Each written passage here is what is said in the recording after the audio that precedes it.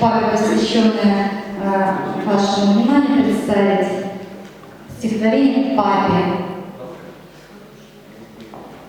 Поздней ночью ты приехал и подарок мне привез, и своим задорным смехом пробудил меня от грез. И, усевшись на колени, я прижалась всей душой. На какое-то мгновение, папа, ты опять со мной. И небритыми щеками ты меня защекотал и надежными руками прямо к сердцу прижимал. И в твоих объятиях было так надежно, так легко. Сколько год с тех пор уплыло, как все это далеко.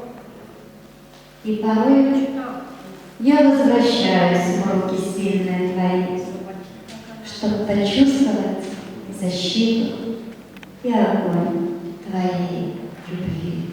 Благодарю за внимание.